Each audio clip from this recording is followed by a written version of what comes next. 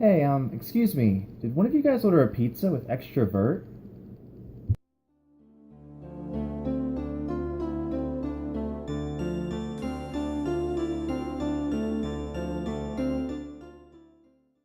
My name's Jeffrey, and as of right now, the channel doesn't actually have a name. And you might be thinking, but Jeffrey, I'm looking right at the channel on YouTube. I just saw a title sequence. What do you mean your channel doesn't have a name? It obviously has a name. Well, joke's on you. I am an avant-garde YouTuber, and I'm filming my shiz all out of chronological order.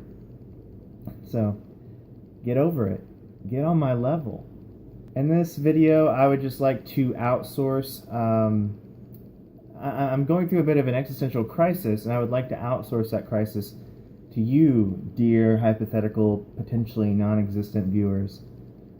I've been interested in the Myers-Briggs typology system for a very long time, and lately I've entered a new phase of my typology development. Let's say it that way. Okay, so basically, I was recently typed by Alex and Calypso of INFP and INTJ Coffee as an ENTP. Now, I've always considered myself an introvert, and probably for the past 3 or 4 years, I've thought of myself as an INTP. It's just kind of something that I've taken for granted, and I actually think that there might be something to their typing, but please feel free to weigh in. I don't think that this is a definitive or exact science, and multiple perspectives are welcome. Let me walk you through my typology journey. When I was in AP Psychology in high school, I had to take the test, and my teacher was kind of cynical about the whole thing, but he was like, well, people kind of treat it like it's a big deal, so we might as well walk through it, and then we'll focus on the big five, which is way more important and way cooler. Nobody with a grain of sanity or a grain of sense in their head thinks about the Myers-Briggs. And so I kind of took that to heart. I took him at his word. He was a serious man, and I respected him for some reason. So anyway, I took the test and I got INFP, and I think the main reason that I received that result is that I had an INFP friend kind of crouching just off camera, like the devil on my shoulder, and he was essentially telling me, or he was chiming in, as I was answering my questions. So, when I was answering questions like, I prefer cold rationality over emotional warmth, I would sort of want to slightly agree with cold rationality, because I like to I'm an emotional person, but I like to temper my biases, and I don't want to take anything for granted and then overlook some more foundational truth, right?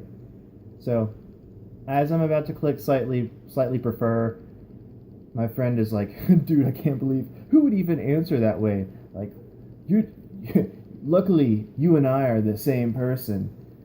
And I was like, being way too agreeable, and this might be a tertiary FE thing, or maybe a fourth function FE thing.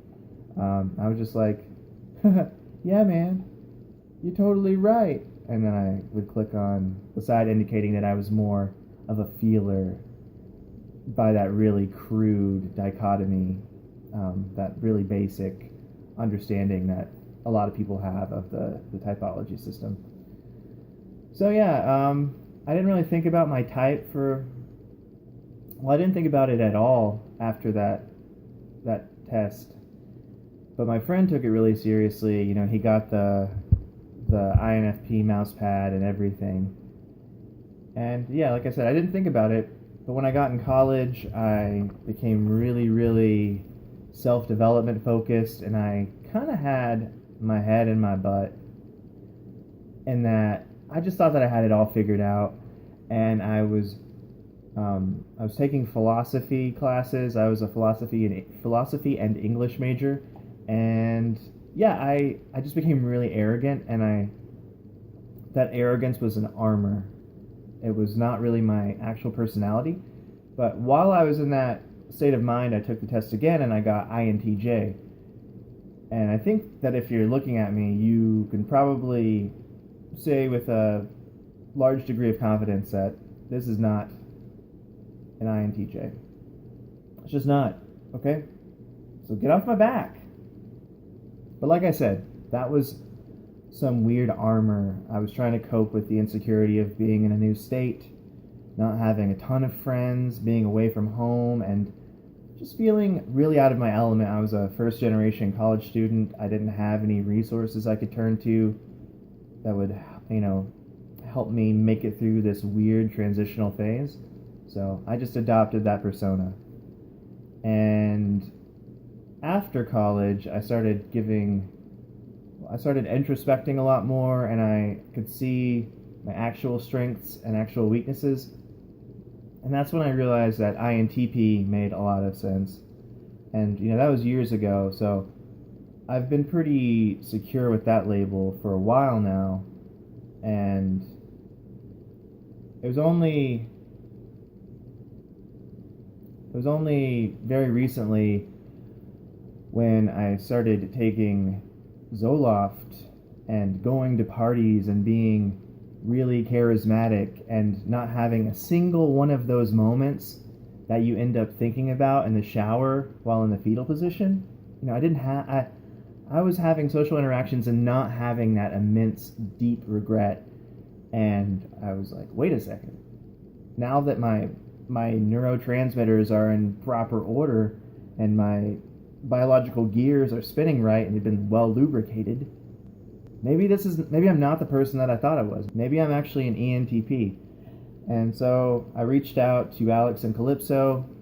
They typed me. They did a wonderful job. Their analysis was really interesting. I'm sort of on the fence about what I ultimately think about voltology, but there seems to be a grain of truth to it. It would make sense that if the cognitive functions are objective things and adaptive things, then they would somehow correspond with other markers, other physiological markers. I don't know. I was really surprised by their typing. They even initially typed me as an ESTP, which, oh boy, my dad is an ESTP, and that ain't gonna work for me. Oh boy. So I think that one reason that I've been really confused for a while is that I tend to equate, or I have tended to equate, the sort of ideational flux in my head with thinking. And I'm pretty good. I'm obviously an introverted thinker. From my perspective, it's obvious because when I was studying philosophy in college, I was just a natural at that concept of throwing ideas and throwing propositions against each other and then seeing what sticks, seeing how they conflict, how they intermingle, what the implications of a set of beliefs might be, how if you tweak one belief, the effects might cascade and then the whole system is changed as a result. That was always really intuitive for me. But I think that I've mistakenly associated all of my ideation with thinking, when in actuality a lot of it is kind of more creative and playful and indicative of maybe an NEFE loop. So I don't know. I really don't know where I am right now. I'd like for you guys to weigh in. I hope that your insights serve me well. Thank you very much. Till next time.